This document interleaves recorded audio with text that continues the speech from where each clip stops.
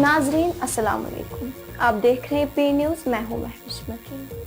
नाजरीन, आपको याद होगा जब कोविड-19 की वबाही बीमारी ने पूरी दुनिया को अपने लपेट में लिया था, तो यहाँ जम्मू कश्मीर में भी इस बीमारी ने कई लोगों की जानें ली।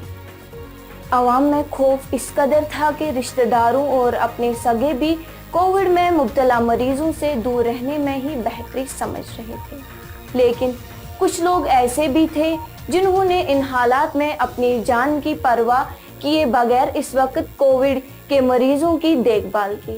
सरकार ने ऐसे रजाकारों या मेडिकल स्टाफ को कोविड वॉरियर का खिताब दिया। जहाज़ों से उन पर फूल बरसाए गए। इस वबाही बीमारी में उनका काम देखकर सरकार ने उनको बड़े बड़े खिताबों से नवाजा। कई लोगों को बड़े बड़े मुराद दिए गए और कुछ लोगों को मुराद देने का वादा किया गया, लेकिन आज हालात ये हैं जिन कोविड वॉरियर्स ने उस वक्त जान हथेली पर रखकर उस वबाही बीमारी से लाखों लोगों को बचाया, वो आज सड़कों पर दर-बदर की ठोकरें खा रहे हैं। जिन लोगों को उस वक्त अस्पतालों में कोविड मरीजों के देखभाल के लिए भर्ती किया गया, आज उनको नौकरियों से निकाल दिया गया।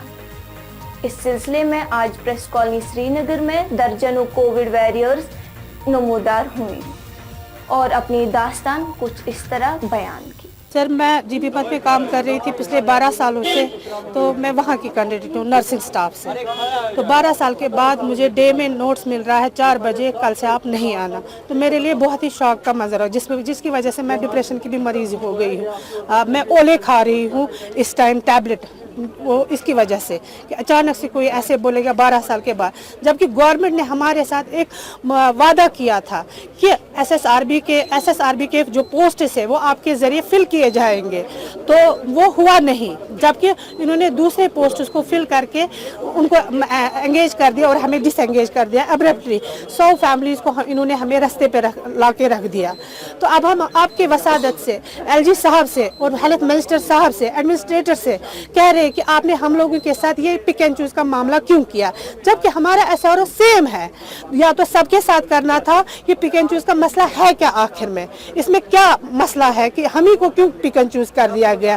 क्यों? इस वजह से कि वो पेटिशनर थे और हम नॉन पेटिशनर थे, क्योंकि हमें वक्त के साथ पता ही नहीं चला, क्योंकि हम में से बहुत सारे कैंडिडेट जो डे पे काम करते थे उनको कोई पता ही नहीं होता था कि पीछे क्या हो रहा है। हमारे जो बाकी एसआरओ हमारे लीडर्स है वो क्या कर रहे हैं अपने लिए, तो उस वजह से हमें वो मैसेज नहीं मिली वक्त पे, तो जिसकी वजह से हम नॉन पेटिशनर बन गए। लेकिन छुट्टियों के दौरान ही हमें मिलता है कि कोर्ट जब छुट्टियों पे था उसी दौरान हमें डिसएंगेज कर दिया जाता है। फिर 2 महीने के बाद हमने भी अपना मामला कोर्ट के सामने रख दिया। अब हम गुजारिश करते हैं एलजी साहब से, हेल्थ मिनिस्टर साहब से, एडमिनिस्ट्रेटर साहब से कि जब तक हमें सुप्रीम कोर्ट से कोई ऑर्डर ना मिले, जैसे कि उनके लिए खजाने हैं उनको जो बाकी कैंडिडेट्स हैं, तो हमारे लिए क्यों नहीं है? हमें भी तब तक हमें भी वैसे ही काम करने दो जब तक कोई वहां से हमें ऑर्डर ना मिलेगा, कोई हमें रिलैक्सेशन नहीं मिलेगी।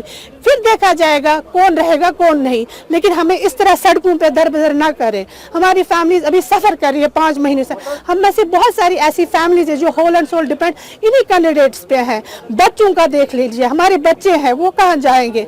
हम में से बहुत सारे ओवर एज हो चुके हैं, वो किसी कॉम्पिटिटिव एग्जाम के लिए काबिल भी नहीं है।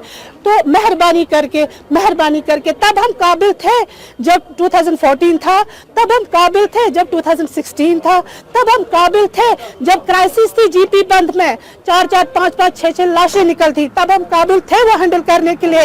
आज नहीं। कोविड में हमारे बहुत सारे कैंडिडेट्स ने अपनी जानें गंवा दी हैं, वो बीमार हो गए हैं, वो सफर किया उन्होंने उस दौरान, उन्होंने तब उनको बैकबोन बन के उनका सहारा हम तब थे।